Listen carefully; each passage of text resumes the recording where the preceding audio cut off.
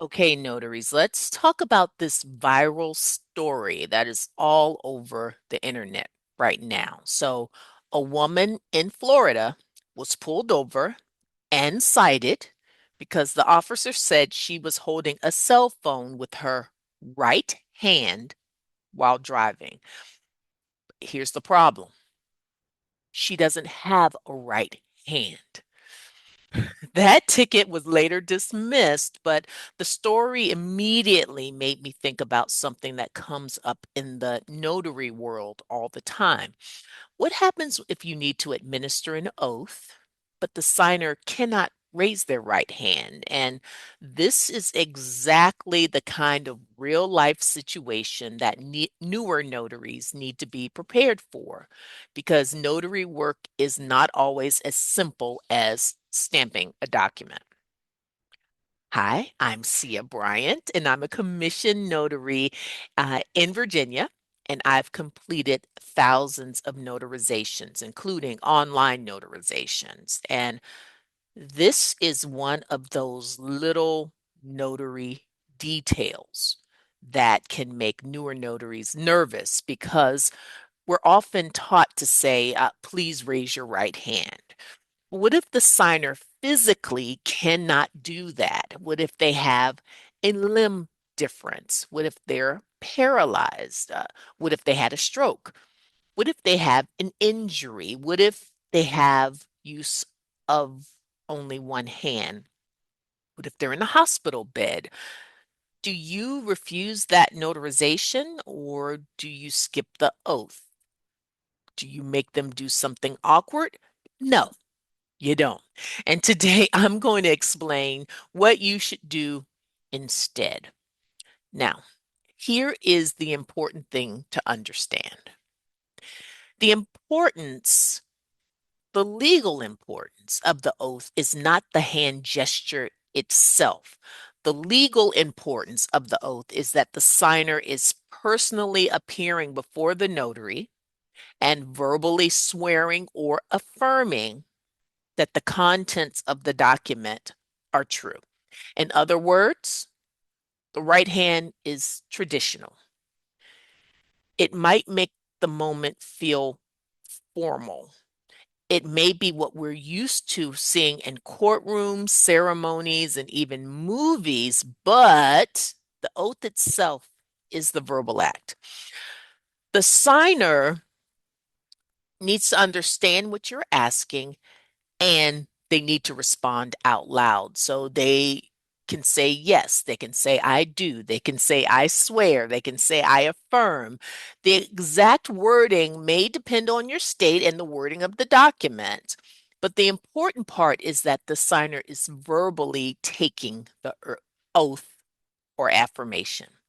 Now, I'm a Virginia notary, so I always tell people check your own state's laws and your own state's notary handbook. But in Virginia, the notary handbook says that oaths may be or must be administered for sworn documents, and the person giving the oath has to personally appear before the notary.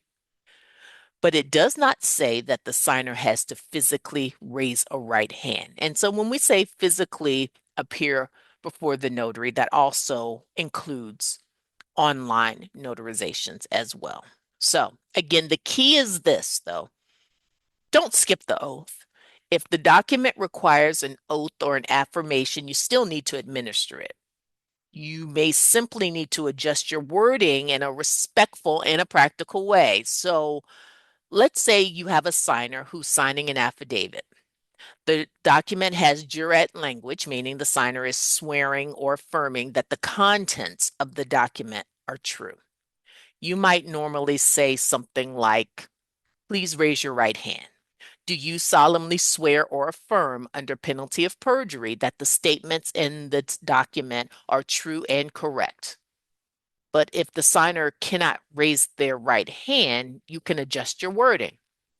You can say, well, you don't need to raise your hand. I just need you to verbally respond. Do you solemnly swear or affirm that the statements in this document are true and correct? And the signer needs to answer verbally. Yes, I do. I affirm. That is the part you need. Your job is not to make the signer perform a gesture that they cannot perform. Okay. Your job is to properly administer the notarial act. Here's what you should not do. Don't embarrass the signer. Don't do what the officer did in that viral video. Don't draw unnecessary attention to their physical difference. Don't insist that they perform a gesture that they physically cannot perform. Don't skip the oath because the situation feels awkward. And don't turn a jurat into an acknowledgement just because administering the oath feels uncomfortable. And that's a big one. An acknowledgement and a jurat are not the same thing. With an acknowledgement, the signer is acknowledging that they sign the document willingly. With the jurat, the signer is swearing or affirming that the contents of the document are true. So, if the document requires a jurat, you need to administer an oath or an affirmation. You can't just decide, hey, I'm going to skip that step because I don't know. It looks like that person is having problems. Nope. You can't just substitute a different notarial act because you're nervous, right? And for my online notaries, this matters too. On camera, it might be tempting to depend on visual cues, but remember, if someone cannot raise their hand, that doesn't mean that they can't take an oath. You can simply say, for the record, you do not need to raise your hand. Please answer verbally. Do you swear or affirm that the statements in this document are true and correct? This keeps the process professional, it keeps it accessible, and it creates a clear record that you administered the oath and received a verbal response. In case someone ever wants to review the video, they know that you've done what you were supposed to do. Especially with remote online notarization, clear communication really matters. You want the signer to know exactly what you're asking. You want the recording to show that you performed the notarial act properly. And you want to avoid creating confusion just because the situation doesn't look exactly like what you expected. So, this is why I always tell newer notaries notary work is not just stamping documents. You have to understand what the Notarial Act actually requires. Because if you only focus on the ritual, you might miss the legal purpose. Now, the ritual is raising the hand. The legal purpose is administering the oath or affirmation and getting the signer's verbal promise. And this is also why newer notaries need more than just a commission. You need practical training, you need real life examples, you need to know what to do when the signer is confused, when the document is unfamiliar, and when the situation is awkward or something happens that wasn't covered in your basic notary class. Because those are moments that separate a nervous notary from a prepared notary. Now, if you're a newer notary and this kind of situation makes you think, oh, wait a minute now, I need to understand these notarial acts better, I want to invite you to take the next step with me. I created a free starter guide called Start Here, Your First $100 as a Notary. It's designed to help newer notaries move from confusion to action so you can stop just being commissioned and start actually building income. You can grab that free guide using the link in the description. And after you download it, I'll also send practical tips and training opportunities and invitations to my upcoming workshops. So if you're trying to get started, build confidence, and make your first real money as a notary, go and download that free guide today. And if you already know you want more hands-on support, I also have the Notary Growth Academy. And we talk about situations like this all the time.